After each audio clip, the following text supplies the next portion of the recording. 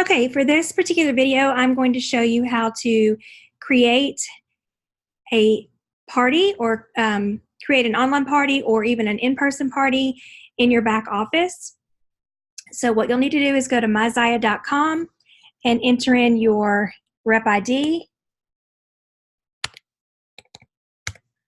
and your password.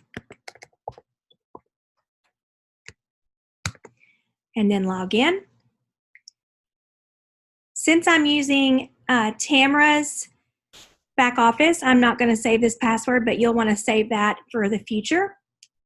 And now you'll see, if you remember, we went through Tamara's back office and we personalized her account. So here we are, and what we want to do is work on creating an event. And so what I like to do each month is set up a monthly shopping link.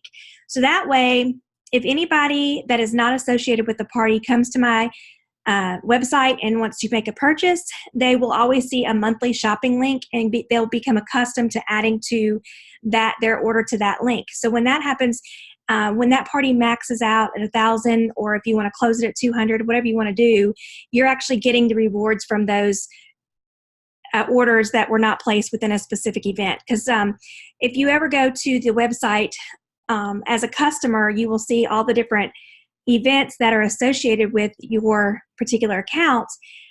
However, there is an option where you can hit click here if you're not associated with an event. So I like to just have a monthly event open. And so now my customers pretty much know just to look for the monthly shopping link if they just want to come in and do a random order. So have that link always open each month so that you don't miss out on the rewards for those individual orders that come in. So what I need you to do is go to events. And let me make my screen larger. Okay, so the very first thing you're going to do after you hit events here is you're going to select whether it's an online party or a regular party, home party.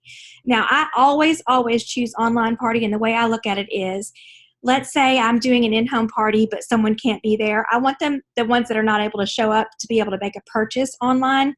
So I just consider all of mine an online party so that it makes shopping online a lot easier. So you'll select online party.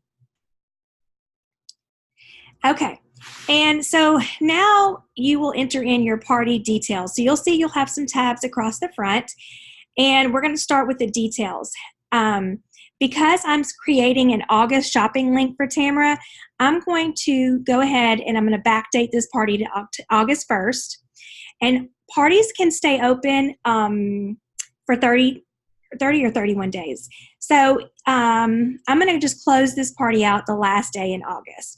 Now let's say it's August 29th and you want to hold this party open a little bit longer. You can always go in and adjust your party dates by changing the starting date and adjusting them within that 30-day time period. So you don't have to close a party any particular time. You can leave it open as long as you like. And any order that's placed within this party link will be shipped out 2 to 3 days after they place their orders. So you don't have to close the party to get the orders to ship. So after you select your dates, you're going to want to come down here and never, ever, ever click this party is closed. Even when we get ready to click this party is closed, we won't use this check mark. So just always skip this part and go ahead and enter in a start time. I always just do 12 a.m.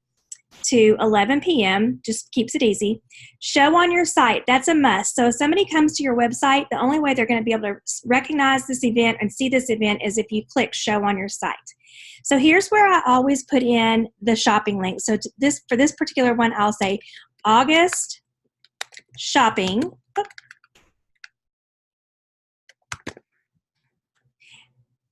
Shopping link. I just kind of keep it as simple as possible so that if somebody's new is coming to my website, they'll say, oh, okay, well, this must be where I go if this is August and I'm not associated with any other event. For party details, I never put anything in there.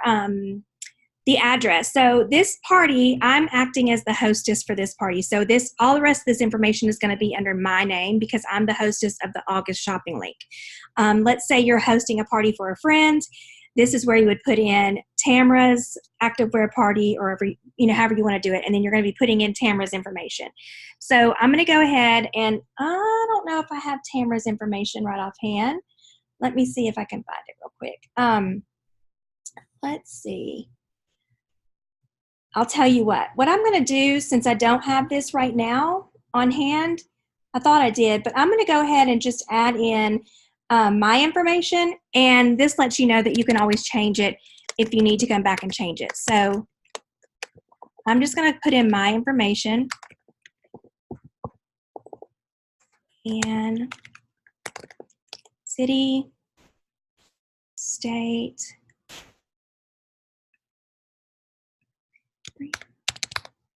okay, and then the next thing you'll want to check is allow shopping. So definitely want to allow shopping so that when somebody comes to your website, they can shop that link.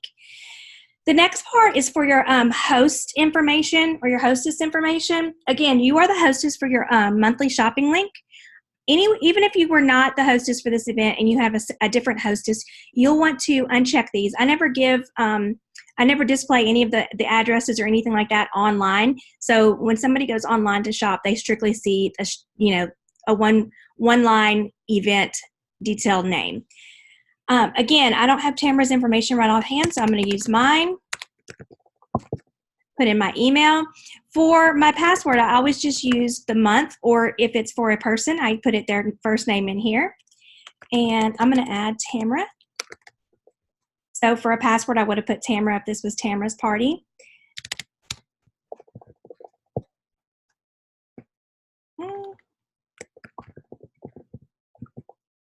You're just repeating the information here.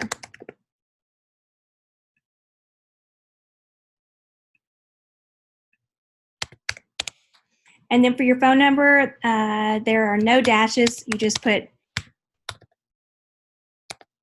the numbers consecutively. And then you'll hit update and continue. And now that you've hit update and continue, you're going to be directed, you remember we were at the details page, so now we're at the invitations. Again, I never use this tab, so this is for a party that you want to send invitations to via email. You'll have to have all of your subjects' email, so I always skip this because I usually will go in and create an invitation on Canva and then send those through Facebook or text message or personal message. So I don't use the invitation tab, and if it's something that you want to look more into, you can certainly play around with it. So from here, everything is set up. It was that quick and easy to do. Now, this submit order button, never, ever, ever push this one too early, because if you push this one too early, it's going to close the party. So remember that checkbox we saw on the previous screen where it said this party is closed? This is the button you'll push to close the party. So we don't need to close this party right now. What we need is to go back to details. When you go to details, you're going to see the party links right up here at the top. So the party home and the party shopping. These are both direct links that take them to take your customers to that event to shop. What I always do is I always highlight this, copy it, and then in Facebook, I'll message it to myself or I'll message it to the party host and let them know this shopping link is live. You can now go on and shop at any time. So let me see if it'll show it here. So if I opened up another tab here and I pasted that link in here, you will see that it's going to take me to Tamara's August shopping link here. And that's all it is to it. So now your customers can go in and they can shop this website, this back office website, just like anyone else. Now, I'm going to go here to shop, and this is where I was going to show you. So right now, Tamara only has one party open right now, but you can see this is where her customers will go and hit shop now. This is that second button I was telling you about, that click here if your shopping is unrelated to an event. So you want your customers to get familiar with shopping within an event. So that's why it's always good to have a monthly shopping link open. And that is it for parties for right now. So let me take us back into our back office. So now then, what I want to show you is if you go back to events on the left-hand side here, whenever you come to your back office and you click the events, it's going to give you a list of all your shopping events that you have going on right now. So this is going to be the event ID. If ever you need to associate an order with an event ID, that's where you'll find that. Right here, it's also going to tell you how many orders you've had, and it will keep up with the total. for that particular party. So this is just a quick glance at all your events and how many orders you've had in those events and how much they're totaling.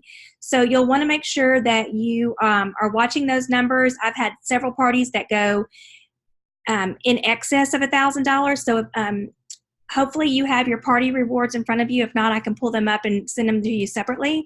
But you know that a party can either hit a $200 level, a $600 level, or a $1,000 level. After $1,000, there's no other way that they can earn any other rewards. So what I usually do is close that party down at $1,000. And if I have to, I will start a second August shopping link. So just be watching this resulting orders here throughout the month. To see where your shopping links are so that you don't let them exceed $1,000. I've had people that have $2,000 parties. Well, in essence, they could have had $300 to shop with and 8 half-off items had they shut it down and ran 2 $1,000 parties. So if that doesn't make sense to you, feel free to reach out to me and I will explain that more in depth. But it's that simple to set up a party. So hopefully you can get that rocking and rolling. That's the very first thing you need to do after you personalize your website.